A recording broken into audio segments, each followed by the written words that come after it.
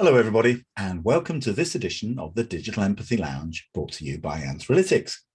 The Digital Empathy Lounge is a podcast series exploring the best and next practices in experience management, and in particular, what great experiences should look and feel like. Now, today, I'm in conversation with Andrew Hall, who's the Managing Director of Customer Solutions at Webhelp. Hi, Andrew. Hi there. How are you doing, Peter? Doing very well, thank you, Andrew. So before we make a start, if you wouldn't mind, could you just take us a moment and tell us a little bit about yourself and your role? Sure. So you already said my name, Andrew Hall. I'm Managing Director of Customer Solutions, which means I basically work with mostly our new opportunity clients around their opportunities around diversification, growth. You know, how we can optimize the capabilities that sit within the business for our clients, and that's my job. It's quite simple in definition. It's not so easy in execution. Yeah, easy to say, not easy to do. Thanks very much for that, Andrew. Now, today, I'm really interested in moving the discussion forward on a number of fronts, because I think as an organization, perhaps you're not quite the same mold as others. Let's take an example of that. Lots of organizations are talking about and developing strategies about the ESG agenda, the environmental, social, and governance agenda. But Webhelp is taking some very concrete steps. I mean, perhaps you could just tell us about a few of those. Look, I think ESG as a whole, and it's interesting. We had a meeting earlier in the week where there was a strong recognition in the room that it's not about what we think about ESG, it's about how our customers also think about ESG.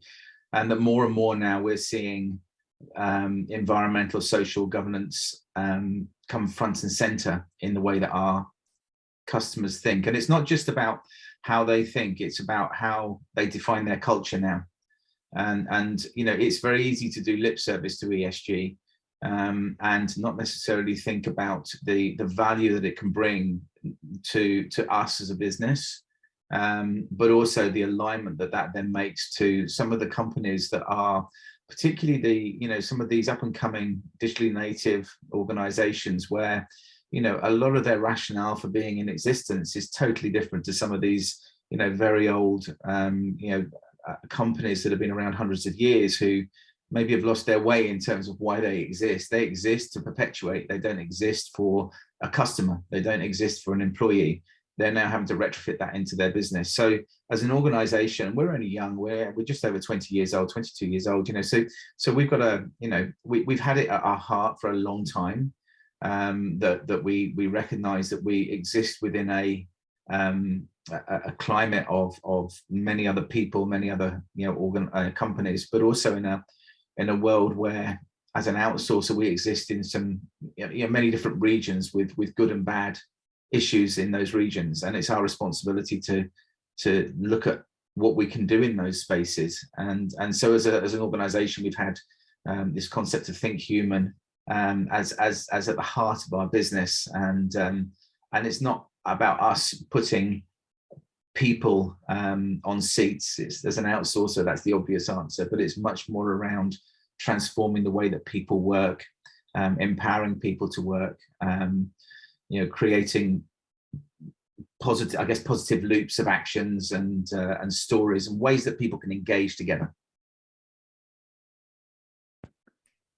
Does that answer your question? Yeah, it does. Thank you. So just reflecting for a second there about, you know, I think you're right. A lot of organizations think about this. For some, it's a tick box exercise. Thinking, well, it's just another demand on us, so we just find a way of minimal effort meeting that. But it sounds like what you're going through is something much more considered, in that you're thinking about what does this mean. So that social thing is quite interesting, in that lots of organizations have been looking at repatriating roles or shortening supply chains, and they can be very focused about what does this mean to my direct stakeholders.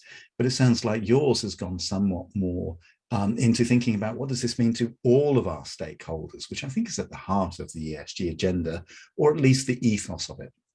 Now, you mentioned that you're an outsourcer, and lots of businesses in this sector tend to look at location as a way of reducing costs, especially labor costs. But I'd like to hear from your point of view. Do you think that's going to remain the same, or is it going to change? And if so, what will it change into? Um, Look, I think if you take the historic view on outsourcing, it was arbitrage first. Right? That was always the attraction. I think that depending on the industry that you're in, that may still be the case. But I think that the options available to organizations now are far richer than purely looking at cost. So let me give some examples. As an organization, we open new centers all around the world all the time. And actually, to my point before, a lot of the centers that we open are very environmentally friendly. So we're looking at very, very low carbon footprints. We're an organization who try to get to carbon neutral. And there are a number of places around the world that will give you incentives to drive towards that gives an attractive location potentially for us to go to. But also because we need to be able to support, so many different languages that we need to consider our options. And, being onshore in Germany, for example, we have to be onshore in Germany, but actually the recruitment of Germans in Germany, because of the employment rate is so strong, is very, very hard to do. We can bring in a couple of new agents a month there, so we have to have somewhere that we can put German. So there's when you think about why we do things, we have to be in locations where we can just plain get the languages.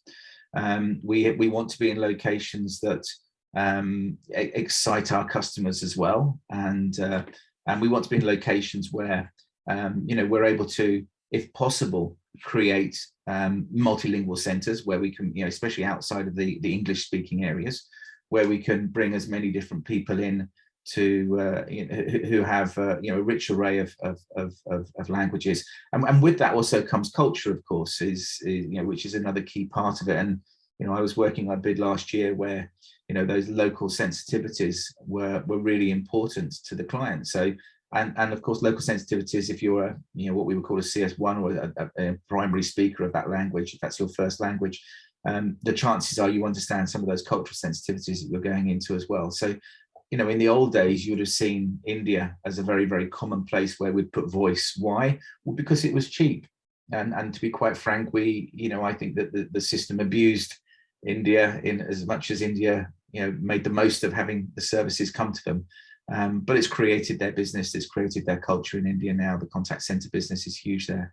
And interestingly, we're now moving into a culture in India where we're looking at, instead of a first world city, we're looking at a second level cities, second tier cities. Why? Because people might want lower price.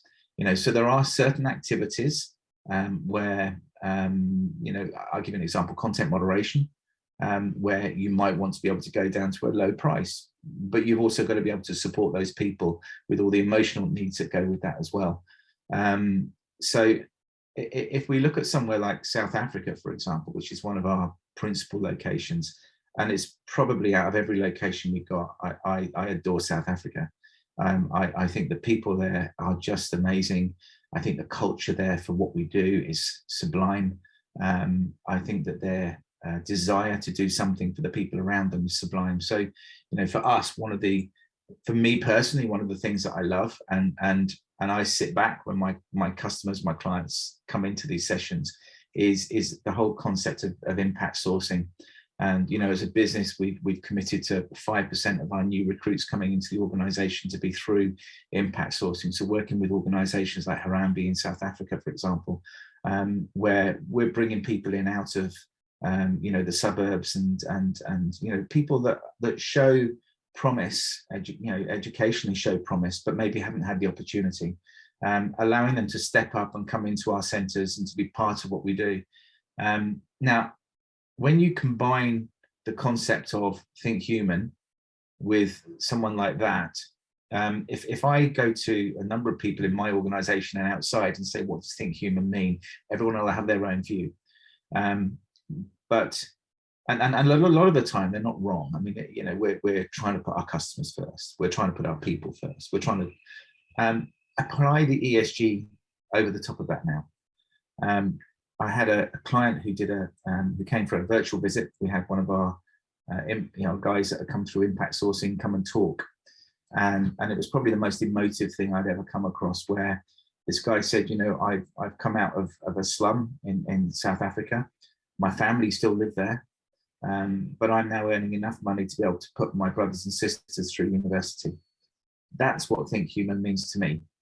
And at that point, it's like light bulb goes on. You know, we can create these little tags that, you know, if we throw them into a session like this, you know, people will go, yeah, Think Human sounds great, doesn't it? But when you apply it in through an ESG route and you think, well, gosh, that's more than just a tag.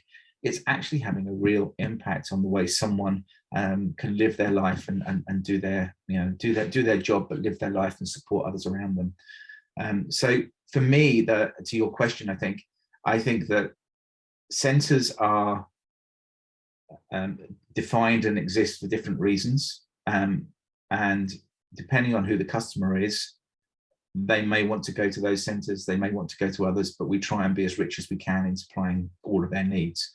Interestingly, the one that's hard right now is onshore in the UK. You know, we have massive problems across the UK, as you know, in terms of, you know, recruiting people into roles at the moment. And you know, we're lucky, we've done very well, and COVID was a booming period for us, ironically. You know, we will stay with a high percentage of people working from home now, as well as in the office. But the UK is now a high cost. Standard of living is going up in the UK, even though we have all these cost challenges. The salaries are going up, which drives price up, and that places an interesting quandary on organisations who want to support the UK economy, but also don't want to pay too much for their services that they procure. And when it's a people-sensitive service like ours, you know, then that's why they'll continue to look at outsourcing offshore. But when you talk about some organizations, especially certain big banks who are repatriating thousands of people right now into the UK, they're left scratching their heads saying, well, gosh, if we put all this together, that's a high bill. And actually, can we get that many people? And how do we do it? So I think the only thing, and I guess my closing statement on this is, we shouldn't assume that just because it's outside of the UK region, that the emotional quotient, that the ability for people to understand how people think is lower. It's not, it's often higher. And in South Africa, again, as an example, we see a very high emotional quality in our people there. And it's lovely. It's just lovely to see the way that they can connect and they understand, and they've often lived a life that's brought that emotional understanding into their job. You know, so I don't think that just because it's cheaper, and that might be a driver, that it's the only reason, and that's definitely not the case now. Thank you, Andrew. And I think, firstly, I applaud you for the efforts that you've been making with the way that you are engaging the balance between what the business and your clients need and what your employees and your associates need as well, and getting it right. You know, so there's a very human context to that. So that Think Human, about the human cost and the opportunity as well.